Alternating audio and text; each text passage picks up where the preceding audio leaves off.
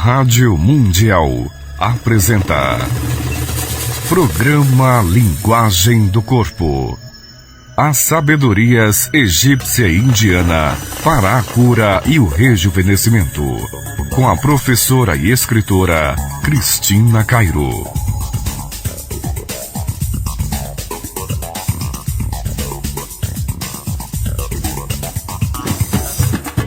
Aí, bom dia!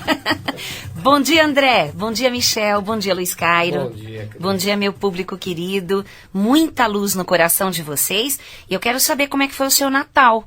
Ah, não. Sério?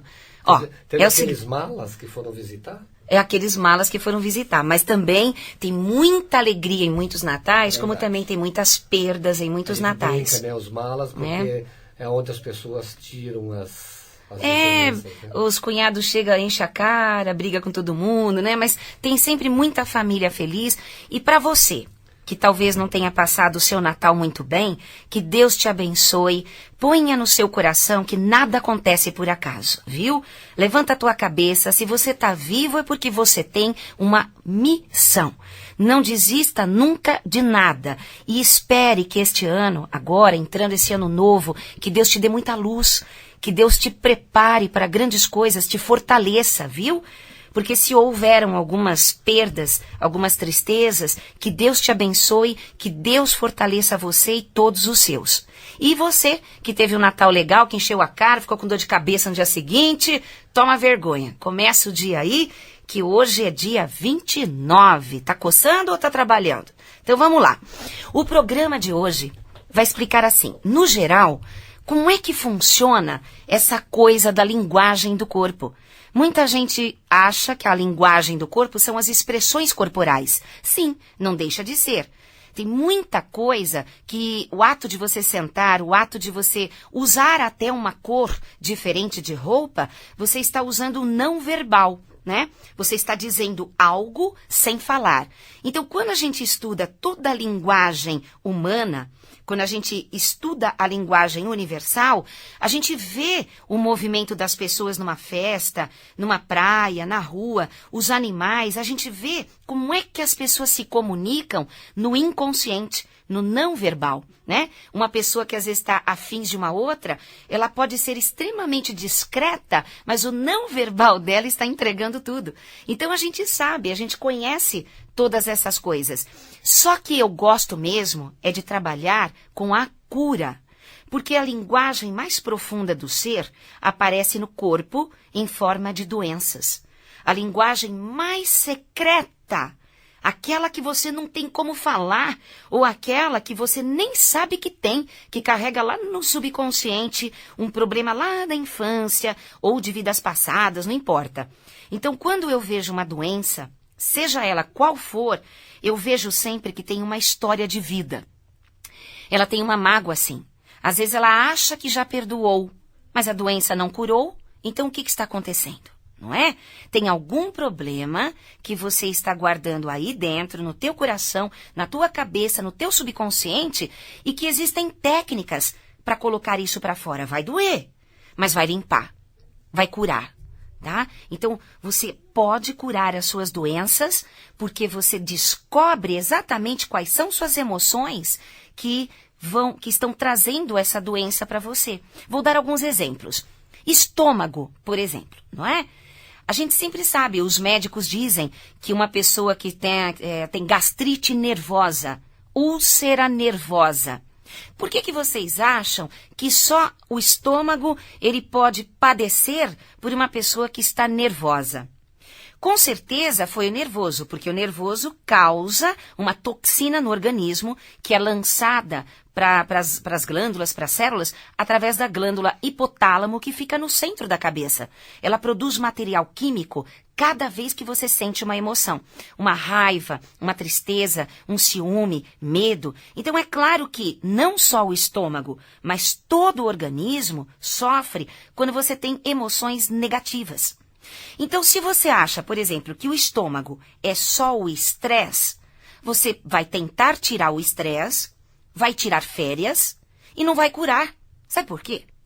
Porque quem tem problemas no estômago tem um comportamento padrão.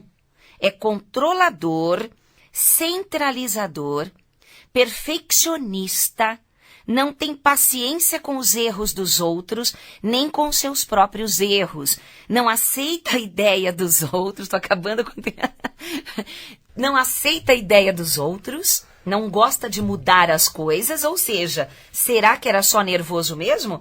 Ou é aquele que não digere a vida? Tem sempre que ser tudo do seu jeito, fica telefonando, preocupado para saber como é que estão as coisas, se deu certo, não consegue soltar. Às vezes até tira férias, mas fica de lá onde está tirando férias, telefonando. Ou fica dando palpite no hotel. Fica dando palpite no hotel, ou às vezes fica na internet, respondendo coisas, se preocupando com coisas. Não delega, né? Não delega e não descansa. Daí, olha a consequência. Primeiro vai para o estômago. Tem gente que não sente que está com problema no estômago. Mas para você, por exemplo, ter um problema na vesícula, é porque seu estômago já ficou doente antes. Aí reclama que foi a azeitona da empada que fez mal. É, foi a banana que deu azia, aquela azeitona da empada, né? Então é muito legal quando você começa a entender um pouco da fisiologia. Para um órgão ficar doente, ele não tem como ficar doente sem intoxicar o que está do lado. Não tem como. Porque não é organismo. Organização é uma equipe que trabalha dentro do teu corpo e que um ajuda o outro. O coração não manda sangue para todo mundo. Depois os pulmões também não pegam todo o gás carbônico, toda a sujeira e solta pelo nariz. Ajuda o outro, um trabalha dando a mão para o outro. Então, se a sua vesícula, por exemplo, ficou doente, tem pedra na vesícula, sei lá, a vesícula inflamada, qualquer problema na vesícula, significa aquele que não consegue parar de trabalhar e parar de se preocupar. É uma pessoa que está sempre tentando fazer tudo o tempo todo, sempre preocupada, não consegue perceber que não tem que provar nada para ninguém. Então, a pessoa que fica tentando provar que ela é responsável, que ela pode, que ela vai entregar sempre o serviço, ou na casa, sempre tudo arrumado, não consegue descansar, e ainda por cima passa nervoso por causa desse excesso de controle, lá vai toxina para o organismo. Eu tinha um amigo que trabalhava comigo, ele não tirava férias porque ele falava que não iam sentir falta dele. É verdade, era um trauma esse é o que ele medo, tinha. é um medo Ele geral. tinha um medo impressionante.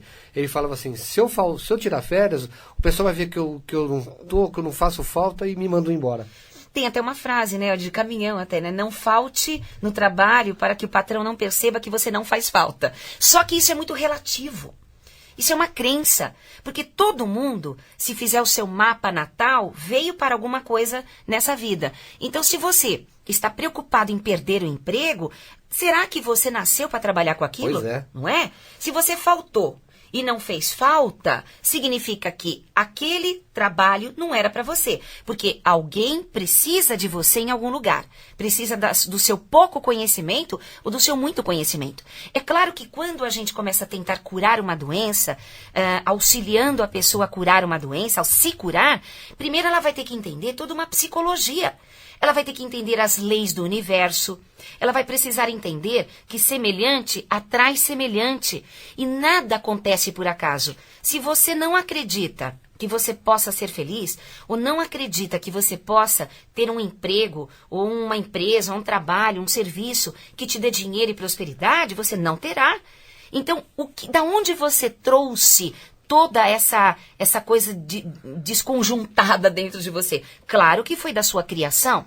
E não é culpa de papai e de mamãe. Imagina que papai e mamãe, quando eram crianças, a educação que eles tiveram também não foi fácil, não.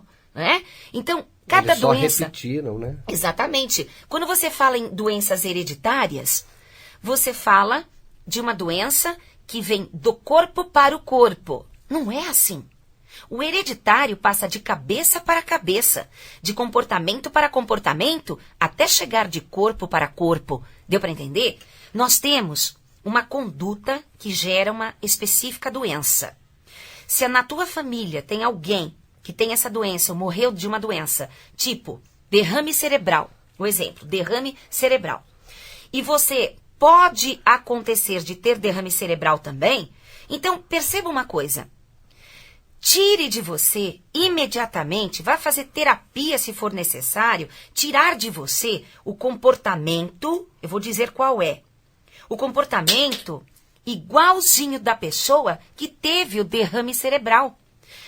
Qual é o comportamento, qual é a conduta, qual é o jeitinho de viver de uma pessoa que chegou a ter derrame cerebral? Vamos lá. Gênio difícil. Tudo gira ao redor dessa pessoa. Quem tem derrame cerebral, ou mal de Parkinson, ou mal de Alzheimer, são pessoas que não conseguem viver sem ficar no controle, sem controlar. Quando elas começam a perder o controle sobre a família, perder o controle sobre um relacionamento, perder o controle sobre uma empresa, seja o que for, elas têm essa doença, porque estrangula completamente. Elas são tão rígidas que as artérias, os nervos do cérebro não aguentam. Quando uma pessoa tem, por exemplo, esclerose múltipla. Esclerose múltipla só acontece em pessoas que elas enrijeceram o coração porque tiveram algum golpe emocional muito grande. Porque foram pessoas que se dedicavam tanto, né? Amavam, se dedicavam e quebraram a cara feio. E inconscientemente, a gente não sabe que faz isso. Se a gente soubesse que faz essas coisas, a gente não faria. Ninguém em sã consciência faria uma coisa dessas. Mas quando uma pessoa tranca o coração automaticamente, é porque ela está se defendendo de alguma dor, de algum medo. E ela não percebe que mudou o comportamento dela com as pessoas. Ela não percebe que começou a ser mais dura com outras pessoas. E o corpo vai simplesmente representar aquele coração duro com artérias duras, músculos duros, articulações duras também. O teu corpo reflete tua mente. Teu corpo reflete o teu comportamento, tuas crenças, teu coração e teus pensamentos, né? Tudo é causa e efeito. Se você pensa, fala e faz, aquilo um dia te dará uma doença ou te dará grandes alegrias, dependendo dos seus pensamentos, palavras e ações. Como é que a gente faz para tentar mudar o interior? Se você vive numa família difícil, se você trabalha num lugar de pessoas difíceis, é claro que você acaba sendo uma pessoa difícil, que é para poder aguentar. Porém, lembra que eu acabei de falar? Semelhante atrai semelhante. Quando você, com coragem e amor, fé e paciência, tentar ser uma pessoa melhor, mais paciente, mais dócil, mais amorosa, se colocar no lugar do arrogante, se colocar no lugar do frio e calculista, se colocar no lugar do folgado, se colocar no lugar de todas as pessoas que te produzem coisas ruins, você vai ver que eles estão na defesa. Eles não são felizes. Não é você que vai mudá-los. Mas você não vai mais se irritar com eles quando você não se identifica mais, que é a lei da projeção. Quando você vê neles, se irrita com esse comportamento dessas pessoas, significa que você tem também isso dentro de você e não sabe. Então, por isso que você trabalha lá, por isso que você mora lá, até cair a ficha que é você que tem que mudar. Toma maracujina. Relaxa. Relaxa. Faz meditação. Faz meditação. Eu vou dar um curso agora, cadê? Deixa eu ver aqui. É agora no começo de fevereiro, né? Não é. Aqui, ó. Dia 9 de janeiro. Ah, tem o do 9 de janeiro. Esse aqui, ele é curso de um dia só. Você aprende a fazer em casa. Porque o de fevereiro é o curso de 4 meses. Esse aí é o de você aprender. Aprende a fazer em casa. É de um dia só. Dia 9, das 9 da manhã às 13 horas. Curso de meditação. Se você falar assim, mas Cris, eu não consigo meditar porque os pensamentos tal me atrapalham. Ou os barulhos me atrapalham. Eu mostro chaves, pequenos segredos tão simples que você consegue. Você às vezes procurou ler, praticar, frequentou lugares e não consegue dominar a si mesmo. Então eu vou mostrar a meditação do gato. É muito legal. A meditação do gato não tem como você não meditar, tá? E eu vou ensinar no dia 9. Aí, qual é a sua doença? Mulher, você tem um problema no útero? Diz pra mim. Tem, né? Tá bom. Então vamos falar sobre ele. O útero é uma energia yin, Quando a gente fala de taoísmo, a gente fala das duas polaridades do universo. As duas únicas polaridades opostas que dependem uma da outra, que fazem uma funcionar a outra, que é o yin e o yang. O útero, ele é yin. Veja bem, é o lado feminino, é a criatividade, é o lado mulher, é o lado amor, é o lado prazer pessoal. E o homem, ele é o yang. Olha que interessante. Quando o útero de uma mulher está doente, não importa, principalmente se for mioma, que é uma mulher anulada, faz tudo para todo mundo, menos para ela. Essa é a razão, é a história da vida dela que dá mioma. Ela não percebe o quanto ela se dedica a tudo, menos aos seus prazeres pessoais. Como é que uma mulher chega a isso? Já que o yin é o útero, é a mulher, e o homem é o yang. Olha que interessante. Toda mulher que tem problema no útero é porque, de alguma maneira, ela guarda lá no subconsciente, lá no inconsciente, uma reserva contra o pai. Mesmo que ela ame o pai hoje, mesmo que ela sempre tenha se dado bem com o pai, um exemplo. O pai foi ausente, sim. O que é ser ausente? Vamos ver as qualidades de um ausente. O pai bonzinho, né, Lu? Alcoólatra. Autoritário. Morreu cedo. Viaja muito. Trabalha demais e não tem tempo para a família. Exatamente. Ixi, tem um chão de listas de homens ausentes. E o engraçado é que, às vezes, o homem que trabalha demais, ele quer dar uma vida melhor para a família. E ele causa o quê na menina? Ou na esposa? A sensação da ausência. Então, é uma coisa assim, por mais que você adore as pessoas, elas lhe causam alguma coisa. Então, claro que a gente repete na vida adulta, sem perceber, aquilo que nós aprendemos na infância, os modelos. Então, uma mulher que tem problema de útero hoje, com certeza, ou ela tem ausência de homem na vida dela, de companheiro, né? Ou o companheiro que ela tem pode ser maravilhoso, mas na cabeça dela não é. Na cabeça dela, ele trabalha demais, ou ele não entende a cabeça dela. Por mais que ele fique dentro de casa, ela vê que a cabeça dele é distante da cabeça dela, não é? Então ela começa a se sentir anulada, sem a complementação da polaridade, que é o yin e o yang. E o útero adoece quando a mulher não se sente amada. Quando tem hemorragia pelo útero, são lágrimas de sangue, por uma mulher não se sentir amada na cama. Se ela tem relações sexuais ou não, é uma coisa. Agora, fazer amor é para poucos. E a mulher que sangra pelo útero, ela tem necessidade de fazer amor, de ser amada como fêmea, dócil, querida, né? E ela não tem isso. Não é culpa do homem, não é culpa do modelo pai. Mas simplesmente não é culpa de ninguém. Ela, sabendo disso agora pela rádio ou pelos meus livros, ela vai procurar fazer uma terapia e entender que o primeiro modelo da vida dela foi o papai. E esse papai precisa ser perdoado, agradecido pela sua criança interna. Porque às vezes na sua consciência você gosta dele ou nem conheceu seu pai. Não é mesmo? Mas o subconsciente da gente é danado. Ele guarda coisas que até Deus duvida. Então é necessário fazer uma limpeza no subconsciente para curar toda e qualquer doença. Quando você fala, por exemplo, de problemas cardíacos, e que de repente, lá na tua família, tem alguém que morreu do coração, ou tem gente que já até operou o coração, tem sopro, como é que fala? Prolapso da válvula mitral, não importa. E você acha que você pode ter também, porque a medicina prega isso, que se teve na família, provavelmente a hereditariedade. Ou seja, você tem tendências. Porém, lembra que eu falei do derrame cerebral?